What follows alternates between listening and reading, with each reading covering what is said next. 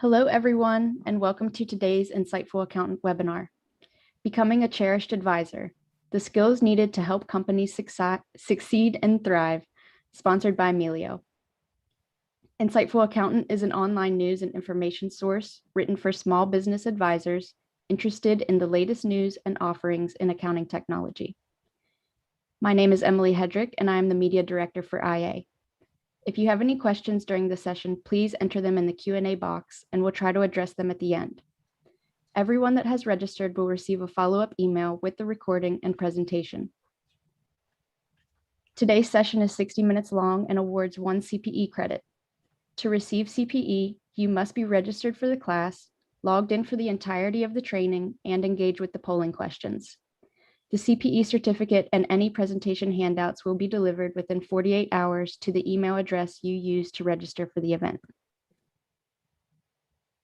We have David Leary here, the Director of Accounting and Bookkeeping Evangelism at Melio. Hey, David.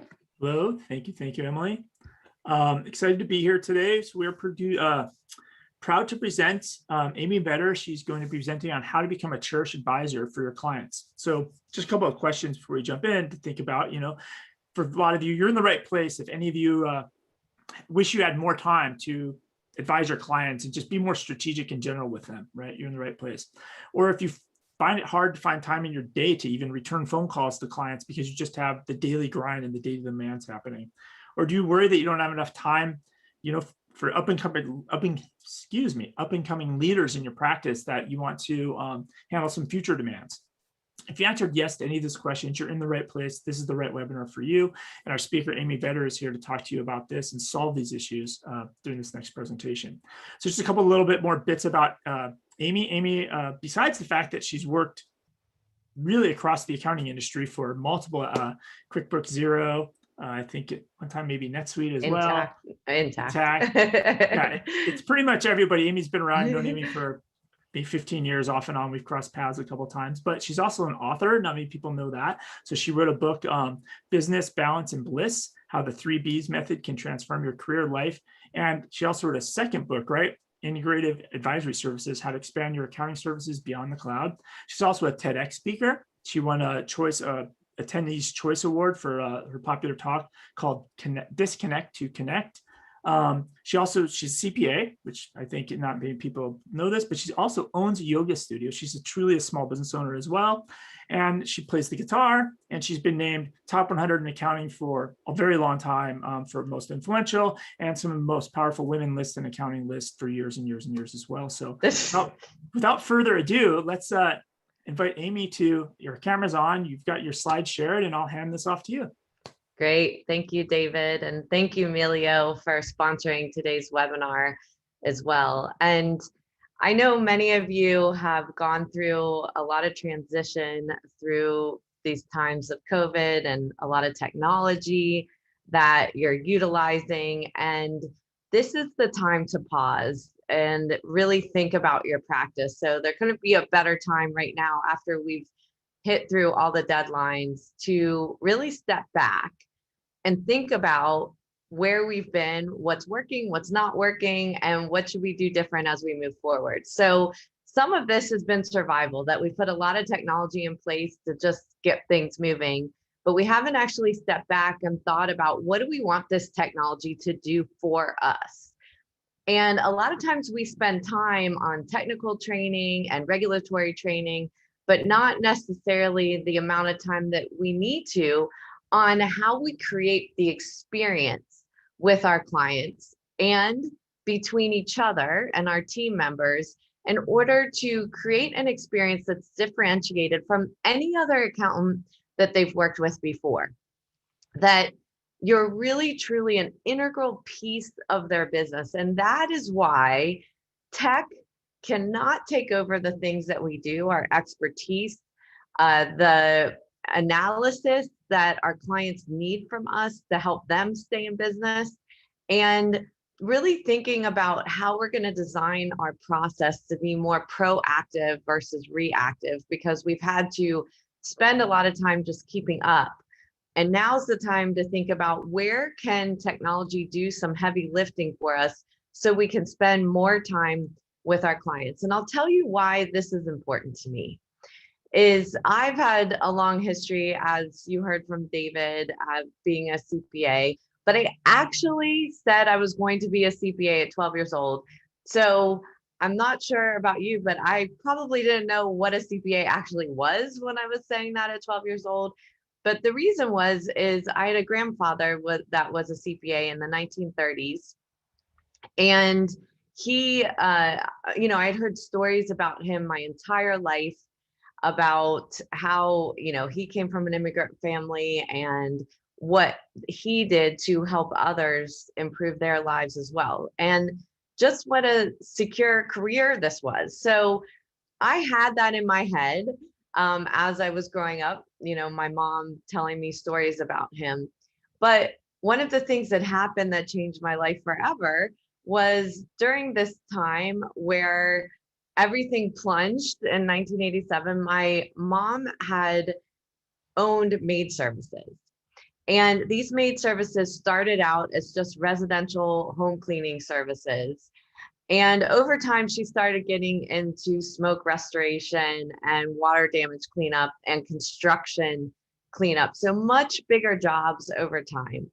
And as this started happening, payments started changing of how she would get money into her business versus in residential when you get paid at time of service versus when you're working on big contracts and the money coming in arrears and on construction loans.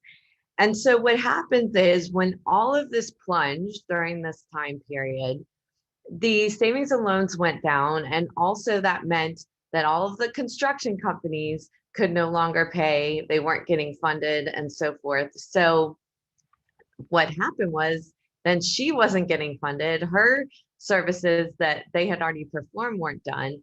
And she went into a cash shortfall very fast. We lost everything. We lost our house. We lost everything inside of our house. And she had to make a very hard decision of, do I pay my employees with the money that I have left over, or do I pay the payroll taxes that I owe? And I'm sure many of you as small business owners or working with small business owners know that that decision is very hard. And so she decided to pay her employees versus paying the payroll taxes. So we had the IRS after our family for a very long time. During that time, I realized that this is something that I always wanted to make sure that other families didn't go through. But I was also going through a decision time of, what am I going to do as far as my career? And so this happened when I was 16, and going back to knowing about my grandfather and what had been told about my grandfather, I realized that I was going to be a CPA so that I could have a more life, going forward, and in my mind, from the stories that I've been told. But when I wrote the book that David talked about, Integrative Advisory Services and the foreword, I started talking about really how my journey started. And when I stepped back and thought about it, I realized, where was the accountant in all of this that was working with my mom? Because when you think about compliance services, we're getting the numbers maybe 6 months, 9 months, or even later after the year's been over. And so at that time, there wasn't the technology for real-time information. And even technology now that there is, it's only as good as the people working in the technology to make it accurate. But the fact is that when this was all going on, not once did that accountant stop my mom and say, why are your numbers going up so high? What type of businesses are you working in? This seems very different from the numbers that I saw before. And those conversations would have led them into a discussion about how she was getting paid in arrears now and how to properly plan for that. That did not happen. My mom, without a CPA background, didn't manage this process well of getting paid in arrears with construction loans.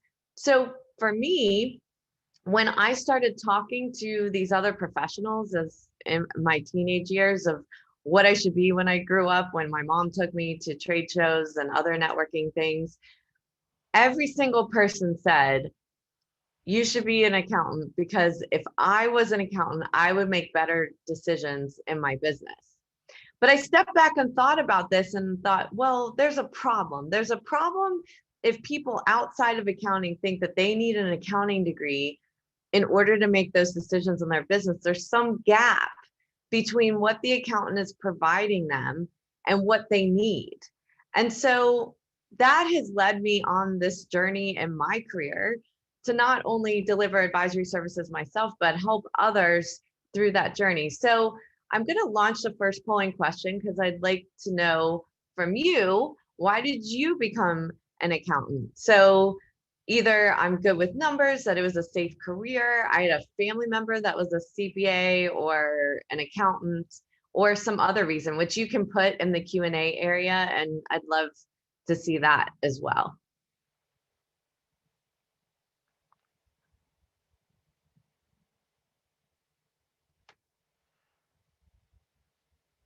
Give everybody just a few more seconds to get those votes in. And remember, for CPE, you must engage with the polling questions. So we're going to count it down. 5, 4, 3, 2, 1. Thank you. Great. And what were the results? Can you push out those results? Yes, here you go. Great. So 43% said I'm good with numbers, 9% a safe career, a family member was a CPA. And then if you had some other answers, would love to see that as well. Because it's always interesting to me to see why you wanted to. So I always wanted to start a business and found a bookkeeping, not an accountant, was something I could do and make money and help people. I love that. I became an accountant because I was bad at math. I had a choice between calculus and bookkeeping my senior year of high school. So, I think it's really important to think about our answers to that question, because that is the difference between delivering compliance services versus advisory services, is that we need to think about our experience, because we get into a career because of something we're good at, or for some reason in our life that we choose it. But what we need to think about is who we're delivering the service to, and really changing the experience that they have of what they need from, maybe not necessarily why we became an accountant, but what our clients need. And so this is what I call credence good to experience good. Credence good being, I pay my accountant every year for my tax return and so forth, but I don't actually know what they do.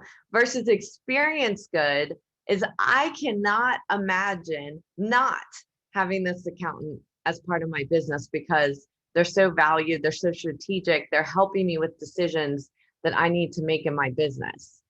So what I want you to step back and think about is, for our entire careers, we've been, called trusted advisors, and we are the most trusted profession. But when you think about that definition of trusted, it is honest and sincere. And so what I would propose to you about this word is that we should be. So this is not necessarily something we earn as a trusted advisor. It is because we are an accounting professional, because of the knowledge that we have, we are trusted with information that many clients would not normally give anybody. It's their most private information because of what we do. But I want to flip this to the word cherished. Cherished being treasured, valued, honored, respected. These are things that you have to earn beyond trusted. It's the relationship that you create with a client that they can't imagine not having you as part of their business, because you care, that you're personally meeting with them and making sure that you're staying up to date with their information and their numbers, and talking about what is happening in their business. And that takes communication skills. And like I said, that we spend a lot of time on the technical stuff, but we don't necessarily spend the same amount of time on where our gaps are in communication skills and what things we could do differently in order to communicate better with our clients so that they see us as this valued person in their business. So let's break this down a little and talk about some communication skills that are important as an advisor that maybe you can identify as these are the things that I'm really good at. These are the places that I have opportunities to improve upon, but maybe someone on my team on the places that I have gaps can fill in for those gaps because that is an expertise of theirs. And maybe I want to get more education so that I can be better about this. So the first one is being responsive. And what that is really being, having a way to send a message that they are important to you. So a lot of times clients will complain, my accountant doesn't get back to me, I don't get a response. And being responsive doesn't mean that you have to have an answer right away. What it means is that you immediately somehow through technology or through yourself, there's a message that's gone back to that client to say, I've gotten your message. I will be getting back to you by 4 p.m. tomorrow or whatever that is, just so there can be peace of mind that you care, that you're not ignoring the fact that they've got a question or need something from you. The next one is about collaboration. And what that is that mutual respect of their skill set and your skill set. So what I've heard, even when I had clients in advisory services and over time from small business owners, is accounting makes them feel not so smart, that it's not their expertise. And so they feel like, when they're meeting with their accountant that, they're not as smart about their business, and that can make someone personally feel insecure in that conversation. So it's our job to pull out their expertise, the things that they know about their business that you don't know, so that they know you respect their skill set, their expertise, and you're bringing that together to collaborate on answers for them. Influence is the ability to either bring a client or your teammates to a decision one way or another, but this doesn't have to be because of a title you have. So too many times what happens is that through a title, that's what people think creates influence. But what really creates influence is that ability to collaborate, collect information, and help people come to a final decision. Sometimes it would have been the decision you might have told them in the beginning of a conversation, but they haven't bought into it yet. So it's just as important to bring them on the journey to buy into that original decision and take the time to discuss the pros and cons and the issues that they have so that they can feel comfortable in the decisions they're making. Problem solving. A lot of times with advisory services, one of the things all the time is I don't return their call because I'm actually afraid I don't have the answer that they need.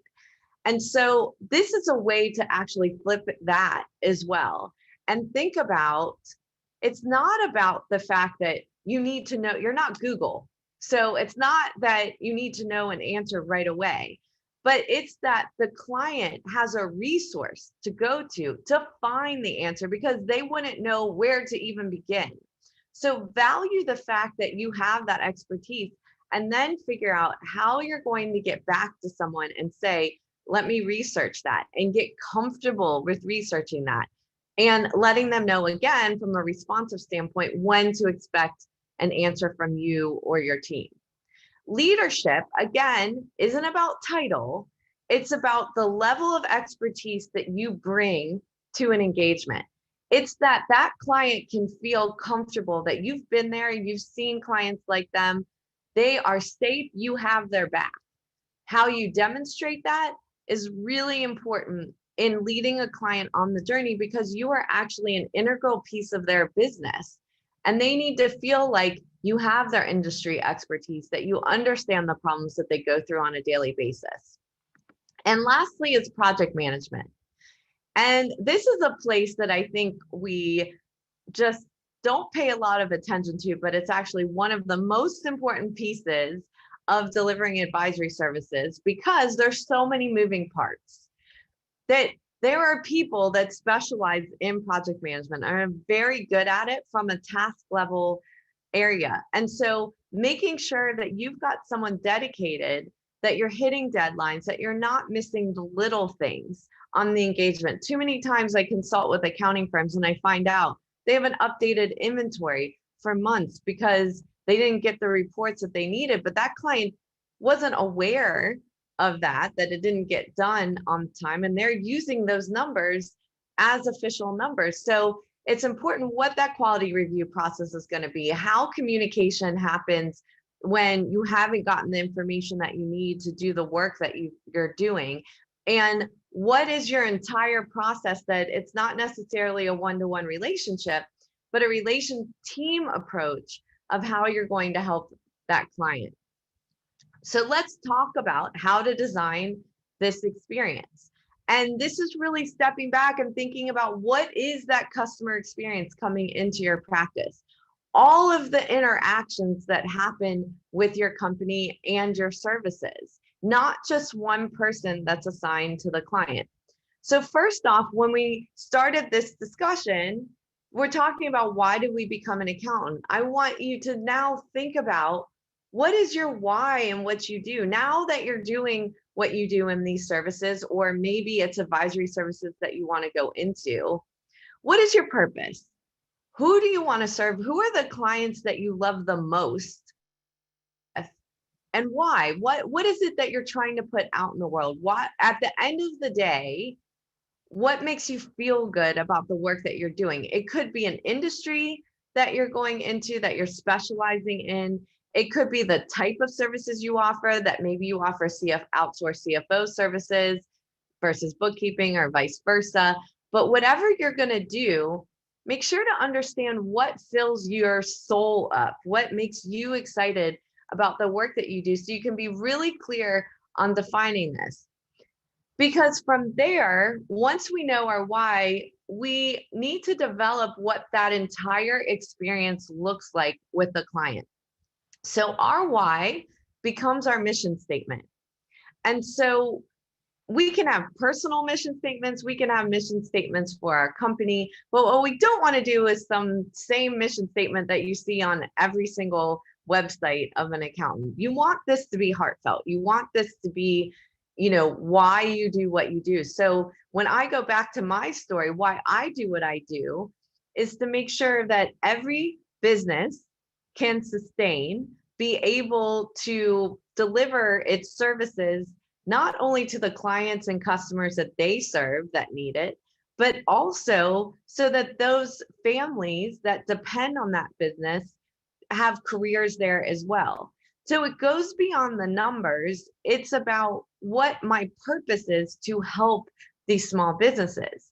And then I want to have a brand promise. And that brand promise goes to my customers, my clients, so that they know why I do what I do and what I promise them as far as service quality. And so when I'm reviewing an engagement, I'm not just reviewing it to say that I hit deadlines and so forth, that I am every time looking at, did I hit my brand promise?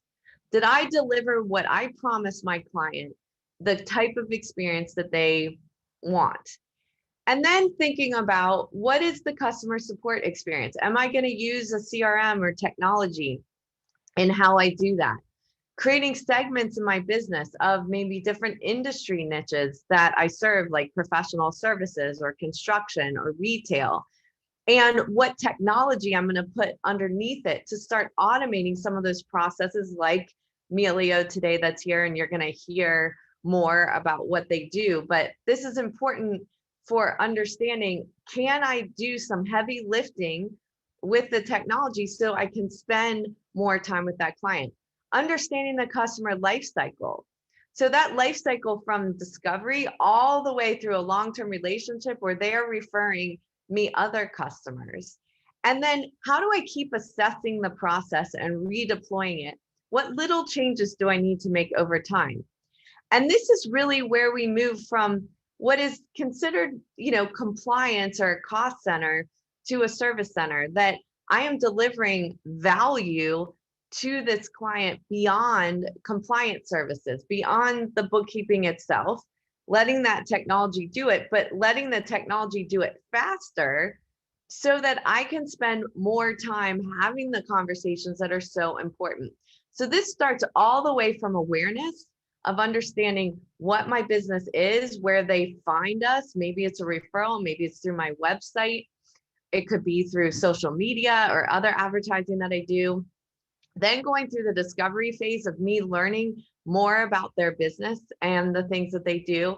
And that entire relationship cultivation, the human side of this, to make sure that that is very tight so that they are advocating for me and my business, that they are telling other people the experience I'm having with this accountant or bookkeeper is something that I've never had before, and you should talk to them as well. Then you know that you are delivering something that is completely different.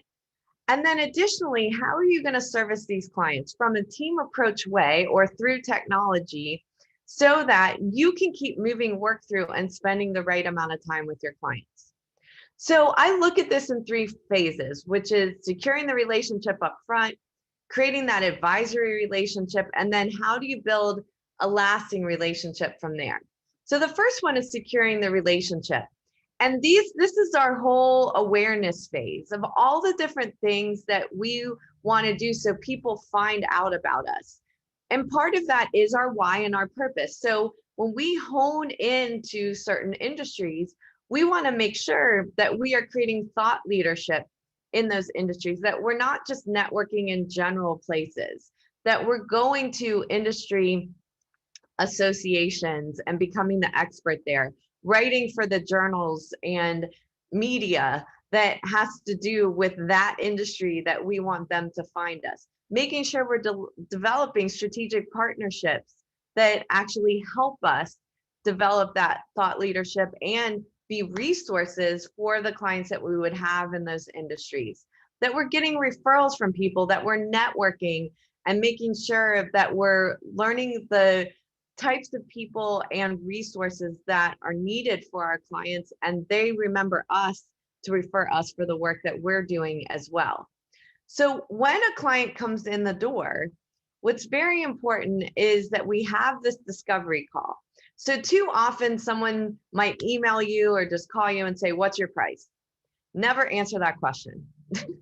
So you want to make sure that you have qualified that client and made sure that you spend at least 30 minutes with that client to really understand what their needs are. And what this discussion is just asking questions. It is no more than that. You don't want to be selling yourself. You want to get as much information as possible from this potential client so that you can uncover what their real needs are. Because a lot of times clients come to you and they're saying they have a certain issue, but once you start asking questions, you find out that there's 3 more layers deep of the issues that they have. And maybe you start mapping out what are the services that they'll need over time, but that's not necessarily where you'll start, but you need to document that. And then even if you knew what you were going to propose to them with bookkeeping services from the beginning, you don't want to present that in that meeting. You want to set up a second meeting and communicate. You heard certain pain points from them.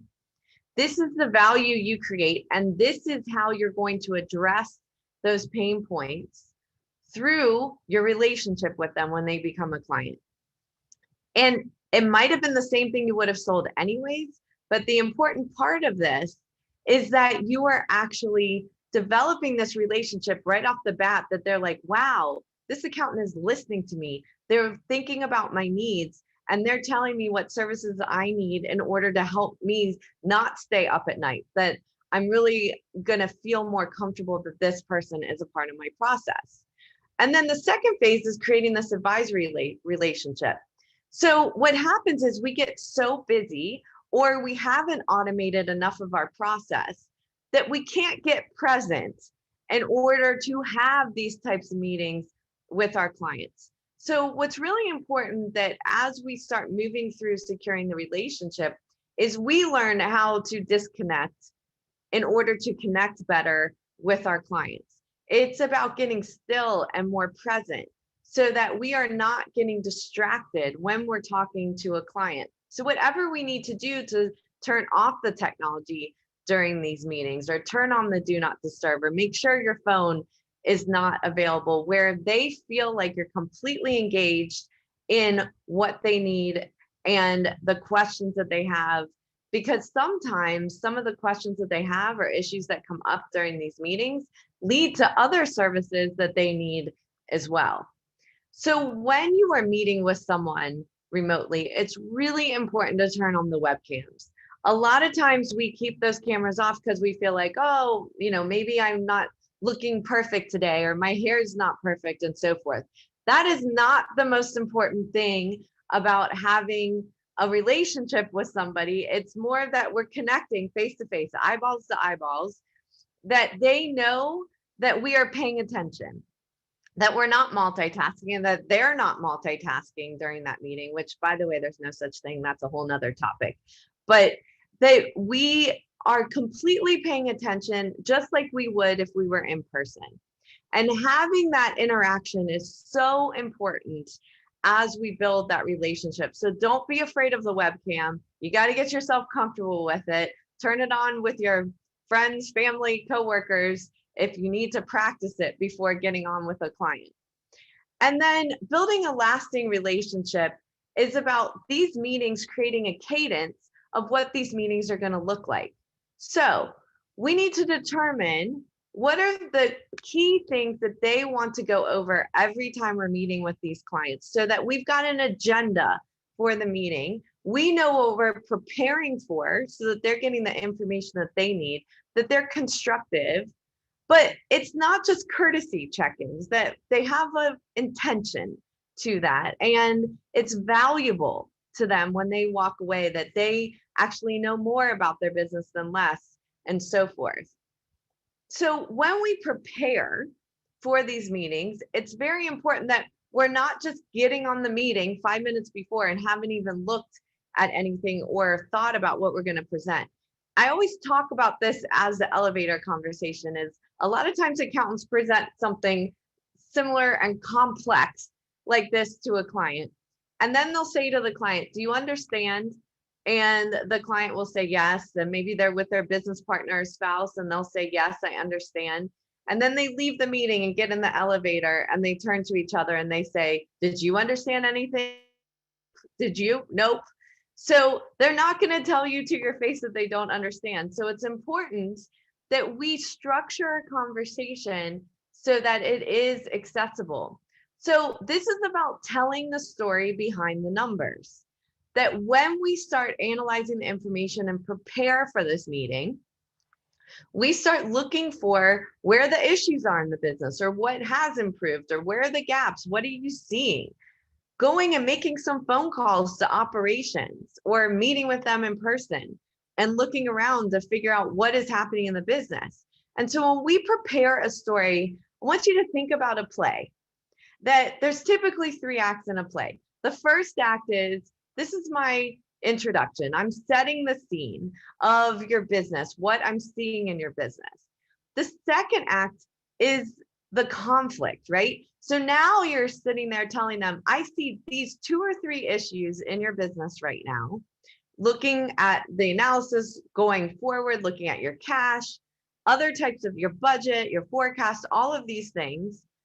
And I've gone and talked to some people, and these are the issues that I have found in your business of what's affecting these numbers, not just what the numbers are, but what created the outcome, in order to come to Act 3 of your recommendations. What's that conclusion? What are some things that you could suggest to them that might help them get back on track, or that might help them keep growing in the way that they're intending to grow?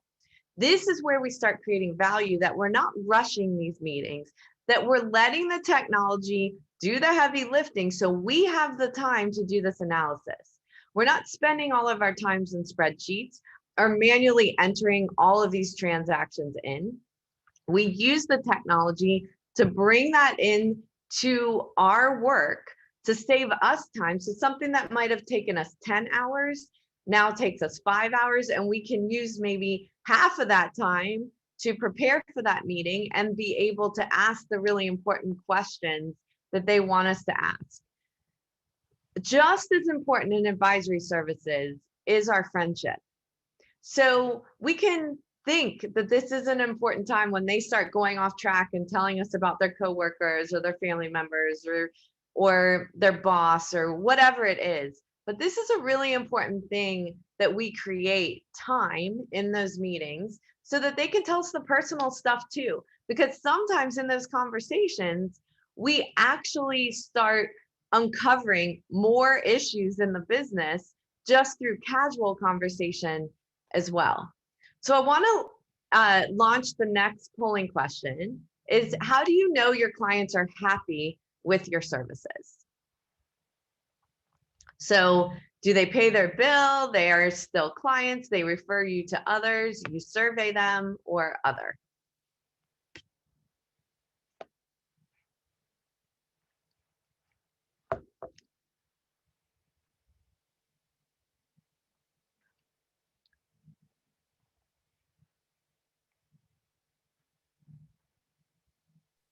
All right, everybody get those votes in. We're going to count down 5, 4, 3, 2, 1. Thank you. And the results, great. So they refer us to others is 68%, definitely the biggest one. Very few of you actually survey your clients. And that is what we're going to talk about right now, of how important this is. So we can assume our clients are happy, but do we know if they are? And could we keep getting better with our clients? And one of the ways we can do that is Net Promoter Score. So Net Promoter Score is something that a lot of corporations use. It's an easy survey, but you basically send out a survey of, would you recommend me to a family member, friend, colleague, on a 0 to 10 scale. So a 9 or a 10 would be absolutely, 7 or 8 would be average, neutral. 0 to 6 means they're a detractor, that they're actually not as happy as you think they are. And so you get that quantitative number, and then you take a percentage of the percentage of people that responded in the 0 to 6 category and the percentage of people that responded in the 9 and 10 category, and you just throw out the 7 or 8s, because those people are neutral. They could go either way. And then you take the detractors from the people that are promoting you, and that becomes your Net Promoter Score. So if 50% of the people are promoters and 20% are detractors, your Net Promoter Score is a 30. So that just gives you a baseline number. But the next question is, if you rated me a 9 or a 10, tell me why. Because you want to know what you're doing really well so that you can do more of it. And then the third question is, if you didn't rate me a 9 or a 10, what would get me to a 9 or a 10? What are we not doing so that we can deliver that for you? And that question ends up helping you in creating the services and the time that you're going to spend with someone, so that they start feeling that you are a 9 or a 10, and you can properly have them promoting you as well. This is a really important thing. We don't want to be afraid of the feedback. That feedback is so important in developing our business, understanding the experience we're creating, and even if it's the littlest thing, how we can keep improving all the way. And part of improving is our team as well, that we don't want to forget about our team members, that they are what creates the experience. And part of the experience, I have a methodology that you heard about in the introduction called the B3 method. And I am an accountant, it's an equation. So the business piece is striving to succeed. It's all these stressors that we have, putting in new technology, all the things that we have to keep up with. But then the second part of it is balance. So those are the things of our human toolbox, things that we have where we can offset those stressors in order to create bliss, the maintenance of happiness. And this is really important when we think about our team. We've had so much stress in these times in the accounting profession. And in order to maintain happiness, it's really important that we aren't lacking in this area, because if our staff isn't happy, then our clients are not going to be happy. If we are not happy internally, our staff isn't going to be happy, our clients are going to be happy. So how do we do this? Part of it is making sure you set time on your schedule to have hobbies, to do something outside of work. That you set time on your calendar every day, even if it's 5 minutes. This isn't about quantity of time, quality. That you're set some time on your day, and it's just as important as a client. This is time you do not give away. That this is what fills you up. This is what fills your team members up. So if they have time blocked for it, it's sacred, that you don't book over it.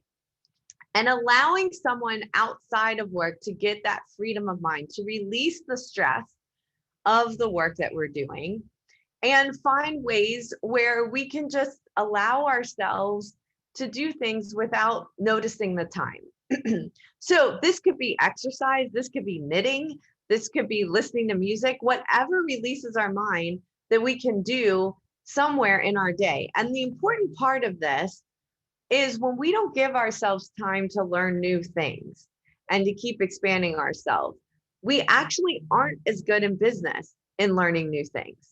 That we need that time to remember how to learn again. When you think about yourself as a child, you went from math to art to science to gym. Your brain kept switching channels all the time. But when we become an adult and we become in our careers, we become experts in what we do. And so we often don't like to be uncomfortable in things that we're not so good at. When we think about doing a new hobby, it's uncomfortable because we're not good at it. And what happens with adults is we'll give it up versus making ourselves to keep doing it. The important part of this is all of a sudden we remember how to learn again, to stick with it, so that when we're implementing new technology or creating new ways to work with our clients, we can take some of our learnings that we do outside of work and bring that back into the delight and play of trying new things in your business, of creating new experiences and seeing what happens. And in order to do that, we need to find ways to get still. So I talk about 3 M's. It's meditation, mindfulness, and mantras. But meditation is a way to get still, but you don't need a lot of time to do it. You can set time on your calendar.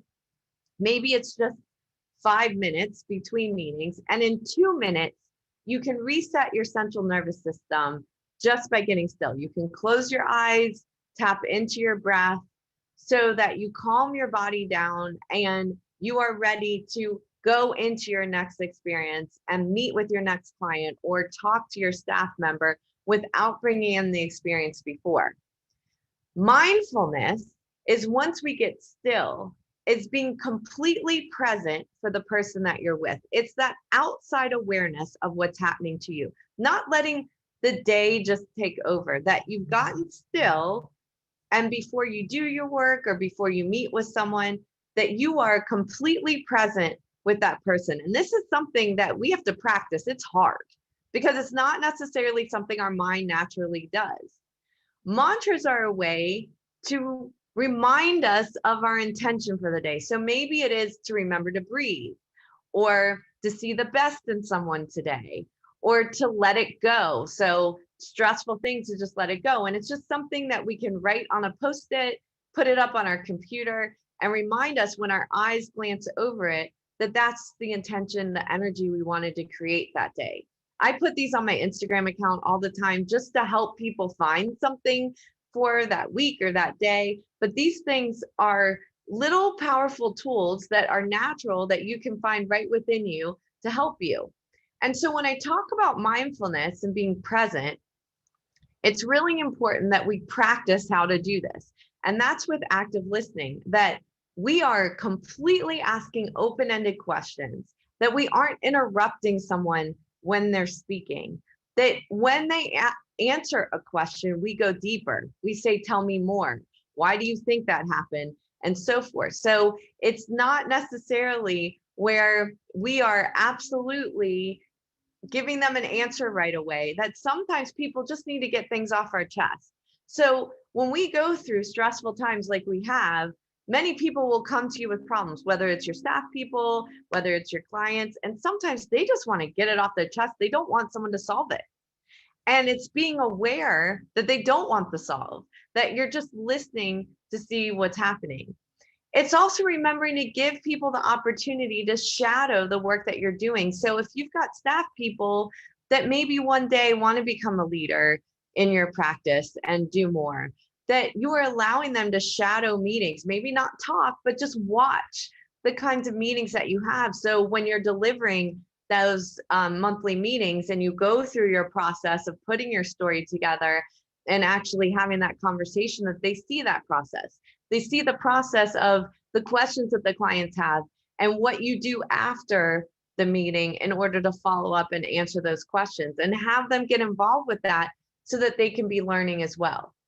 That we learn how to trust and delegate, that it's very hard for us sometimes to allow someone else to do the work, that we think maybe they won't do it as well as us or the right way. But sometimes people need that space in order to learn rather than you solving it for them. And if they never learn, you can never free up to do the work that you want to do, that you keep getting stuck in the weeds of the work.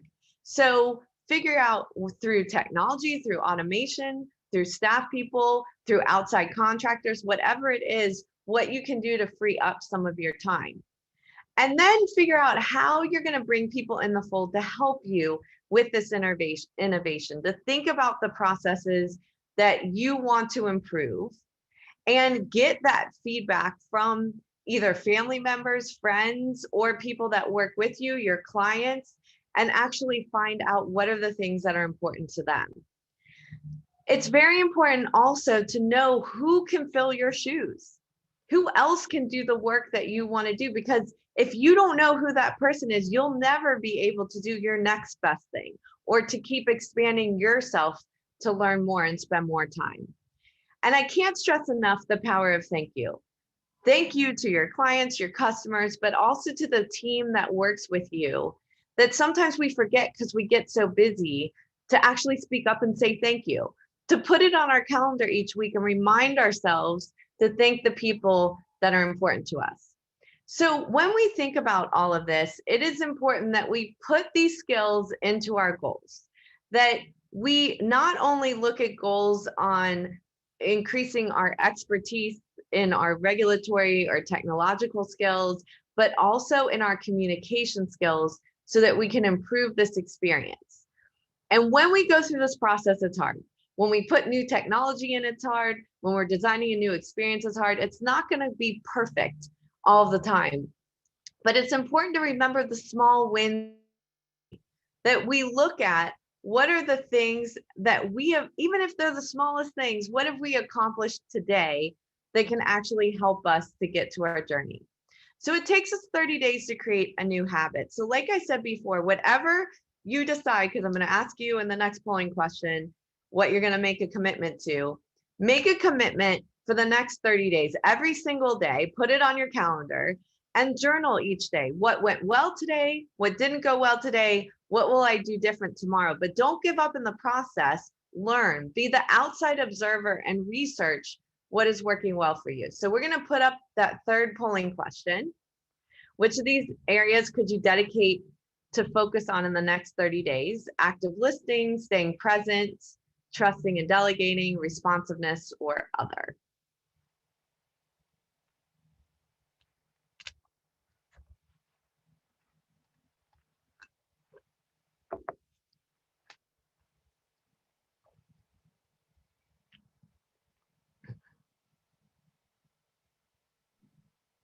All right, let's get those votes in. We'll do a few more seconds. 5, 4, 3, 2, 1. Thank you. And Great. So staying present, 38%. And the second one was active listening and trusting and delegate. So we're pretty well evenly matched on this one, but this is definitely something that I want you to think about, because as we keep moving through, that it's very important that we listen as much as we speak.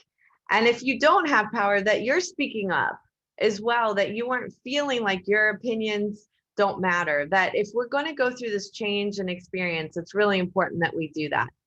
And to stick with me, if you want to learn more of these messages, I've got a podcast that you can listen to, that we talk to leaders in the accounting profession as well.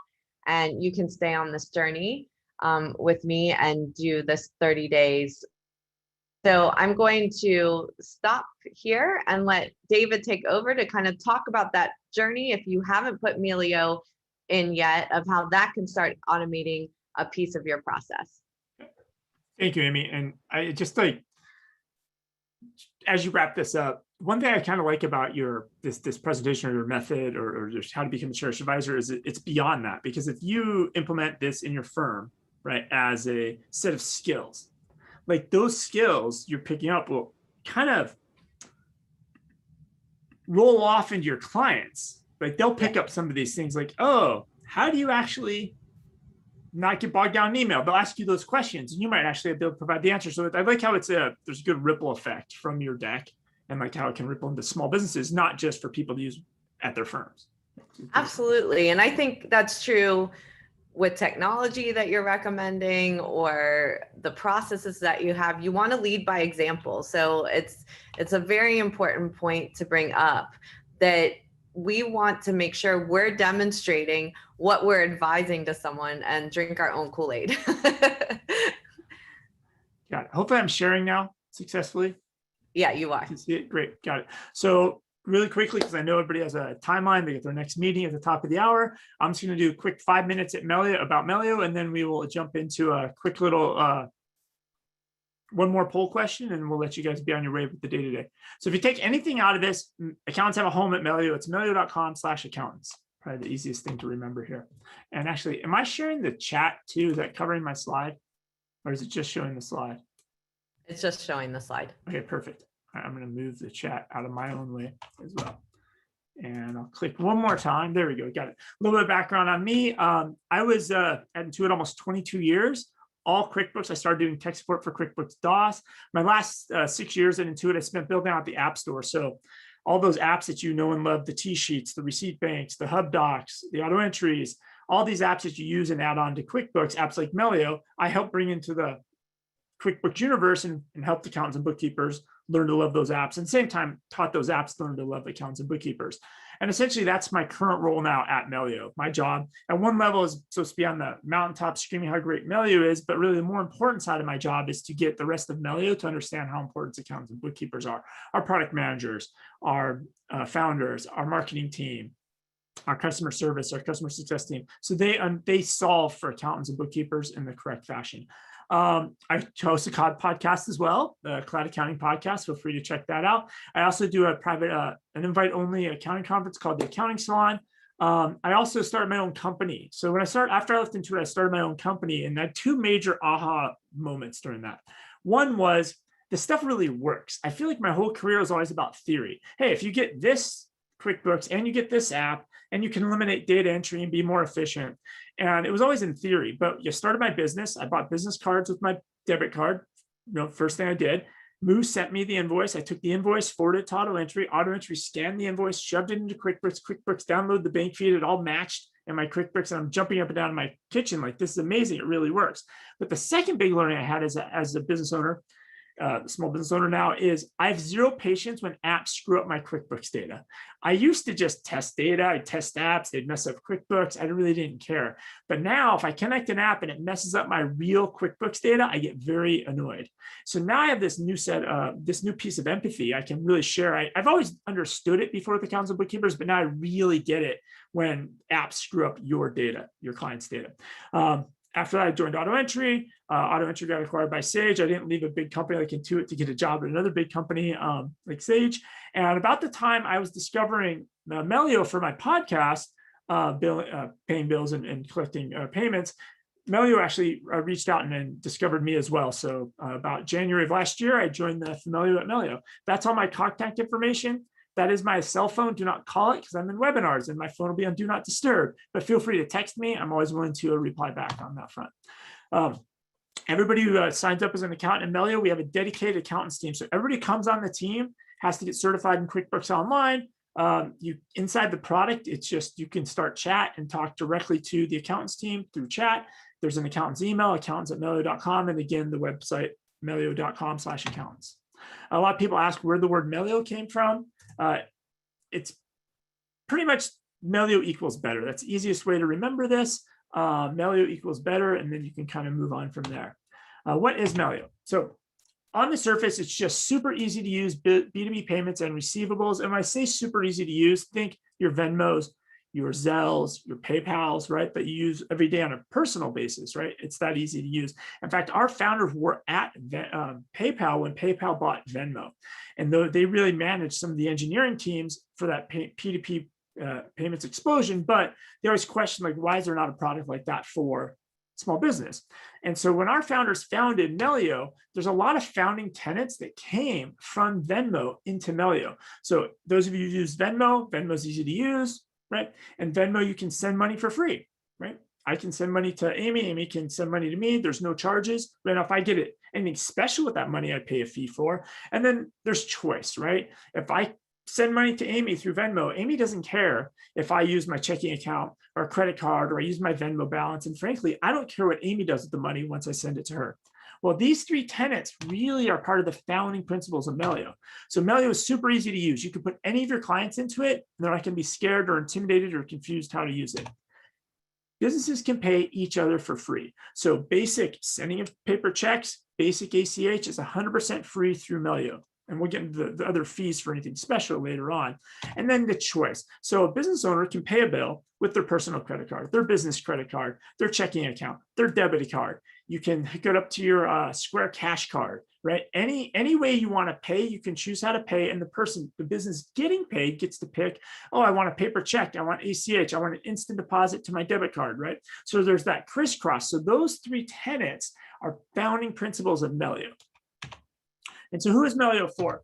If you think about solutions for your client out there for paying bills, you have these free and easy ones, and I put ish because we all know they're not really free, to solutions that are really expensive and complex that are out there. So you have your paper websites using the bank website, and then you have this expensive enterprise level software. This is where you need an approver, an approver, an approver, an approver, right? To get a bill payment out the door. For a lot of pro advisors though, or sorry, a lot of accountants and bookkeepers in general, most of your clients are over here on the left.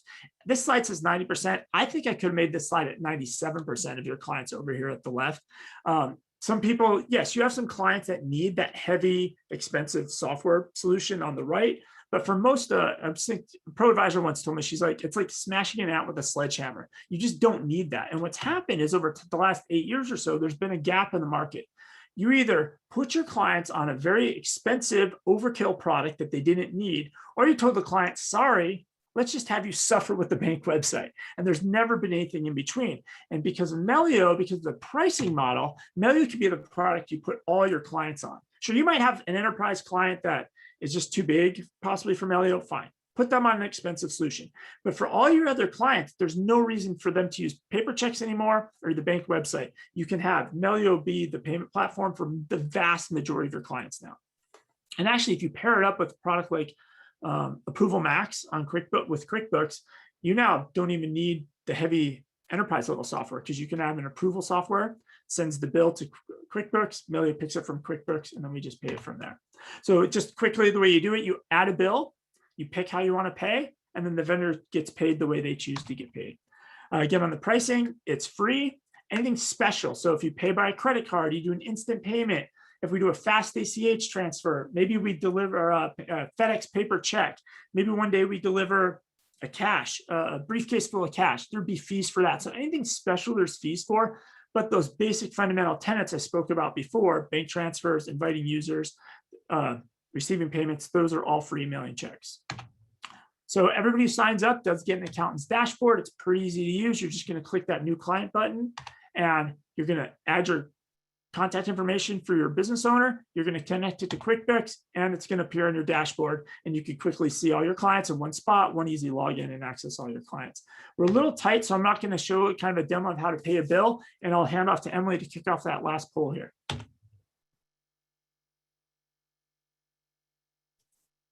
There we go.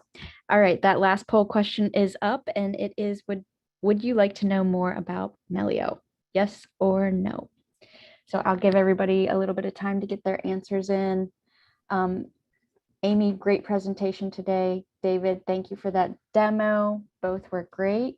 I know we had a lot of people, a lot of questions, so thank you guys for getting through all those questions and everything. Awesome. Attendees, everyone, thank you for joining us as well. I will get the presentation and recording sent in a follow-up later today. And then if you did qualify for CPE, you'll get a certificate today, tomorrow, possibly Thursday. So be on the lookout for those emails. I'll give you guys just a few more seconds. I'm going to get these votes in. 5, 4, 3, 2, 1. Thank you again so much, everyone. Thank you for being here, and we hope to see you all at the next Insightful Accountant webinar. Have a great day. Thank you all.